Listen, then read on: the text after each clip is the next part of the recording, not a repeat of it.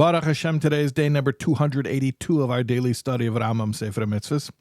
And in the 3 chapters a day study track of Mishnah Torah, we're continuing in the section of halachas that we began yesterday, halachas shluchin v'shotfin, laws of emissaries and partners, with chapters 2, 3, and 4 of those halachas. As I mentioned yesterday, we're repeating the same mitzvah every day while we're going through these halachas because there's no specific mitzvah from the 613 commandments that corresponds to this subject matter.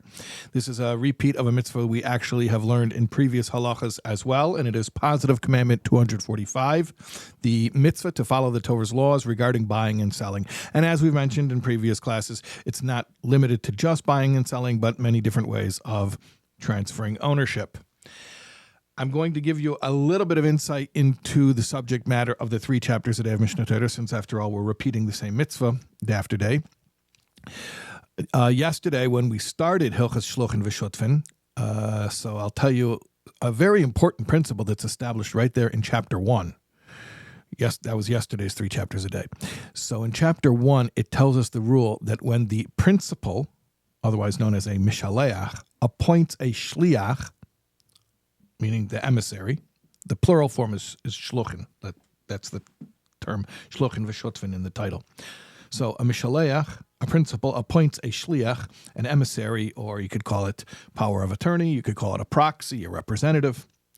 If the shliach deviates willfully from the will of the sender, the principal, the shlichus, that's the name for the relationship between them, the power of attorney relationship, is nullified. In other words, we do not say, well, once you give somebody authority to represent you, then that's it. You're stuck with whatever they do, even if they do what you told them not to do. A sender was sent to do what the sender told him to do, or her. Could be a woman as well, by the way, but not a child. In fact, that's what we learn in today's 3 chapters a day of Mishnah Torah. In chapter 2, one of the things we learn as a child is not capable of being a shliach. These have the whole status of shliach has legal, it's legally binding.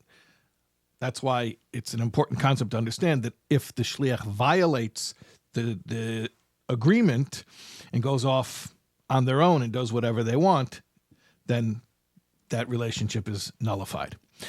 Okay, then in chapter 4, so we're doing chapters 2, 3, and 4 of Shluchin v'Shotfin in Mishnah Torah. In chapter 4, then we start talking about the concept of Shotfin, of partners. So basically, chapters 1, 2, and 3 are about emissaries, Shluchin, and then from chapter 4 until basically the end of this section, we'll talk about partnership and things that are owned between more than 2 people or more. We'll see you for more discussion regarding that topic tomorrow, God willing.